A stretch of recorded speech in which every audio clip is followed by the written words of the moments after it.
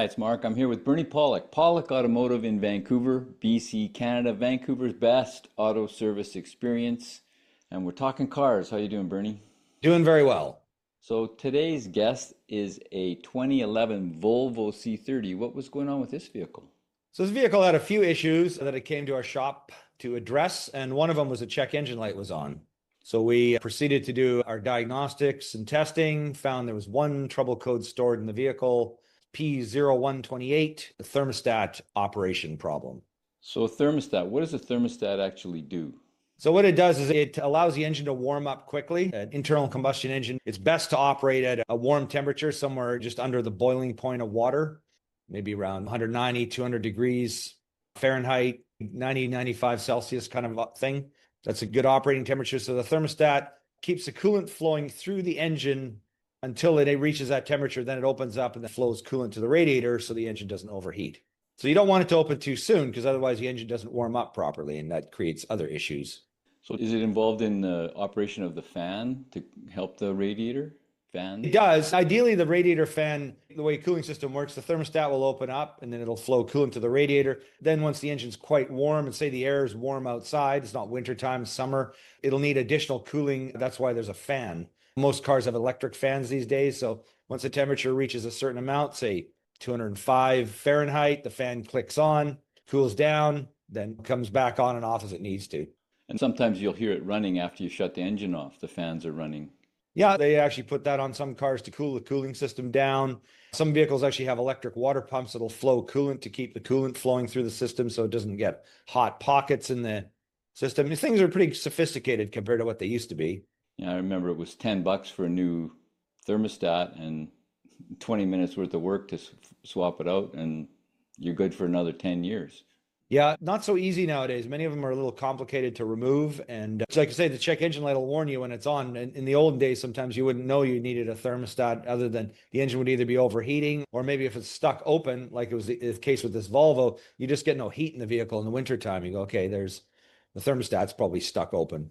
So here's our vehicle, 2011. This sort of looks like a famous Volvo, doesn't it? Old Yeah, style. Simon Templar, the Saint Volvo.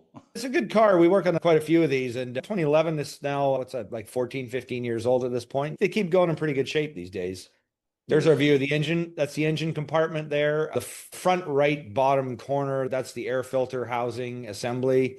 There's an intake plenum up above it. The thermostat is buried down underneath all this stuff here. So there's things to be removed, which you'll see in a moment.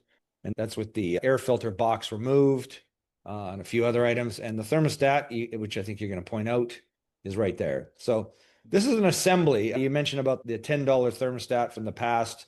That was just the thermostat. Nowadays, on most cars, when you have a thermostat, it's a plastic assembly that bolts up to the engine with connections to hoses, and sometimes it has an electrical connection on it. Sometimes that's a sensor. There's actually electrical heaters that go to the thermostats as well. So some of them get quite complicated, but the thermostat's inside of that. So when you have this particular issue, you replace that whole unit. And of course, it's more money than $10. Naturally, like most modern cars. Well, So there's a lot more stuff to remove than there used to be, too.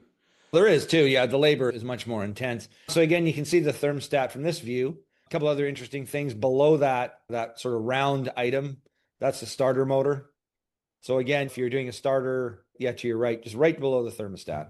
Oh, right here, yeah. Starter motor. Yeah. Again, you'd have to remove this intake system to get the starter out. And then to the left of that, there's another round item. Yeah, that's the oil filter housing. So Yeah. that can be removed without taking the air filter box out because obviously you have to change the oil and you don't want to make it too complicated. He said with his tongue in cheek. Yeah. Long extensions and things to do it. We have the tools. Anyways, that's the thermostat removed. So you can see that it's bolts up to the engine block. Coolant flows in and there's two hoses that are sitting there without a thermostat connected. So basically the thermostat just allows flow to go from the engine block out to different areas. And that's basically how it works. So ultimately, after all the stuff's out of the way, a pretty simple exchange, but not an inexpensive repair. Yeah, I don't know the dollar amounts, but it's a couple hours worth of work and the part's more expensive than $10, as I mentioned. But some of them can be like $50, some can be like a couple hundred. She had a BMW a while ago. They didn't even call it a thermostat anymore. It's like a temperature management unit or something. It's like $800 and a lot more labor to get out. So this Wow. Volvo is actually, on the scheme of modern thermostats, not too bad. So are they getting more complicated as they're getting newer and newer? Some cars, they try to manage the coolant flow. Say in this BMW, it did a couple other things than just being a simple thermostat. But proper temperature management is really critical, and it's way more important than it used to be. And you and I talked before we turned the camera on here about removing the thermostat when you're in Hawaii. That was a thing people used to do too. It's summertime, it's too warm. You just take the thermostat out, prevents the engine overheating. And back then, engines were just much cruder and didn't really matter. But nowadays, everything needs to be at a certain operating temperature and for emissions, performance, the whole thing. Longevity too. So it's all important. If you're looking for service for your Volvo, or you got a problem with your thermostat, the guys to see are at Pawlik Automotive in Vancouver, BC, Canada. You can book online at pawlikautomotive.com. They'll call you, they'll get ready for your inspection and find out exactly what's going on, fix the root of the problem. Or you can call them to book 604-327-7112. You have to book ahead. They're always busy. Pawlik Automotive in Vancouver, BC, Canada. Thanks so much for watching and listening. Thanks, Bernie.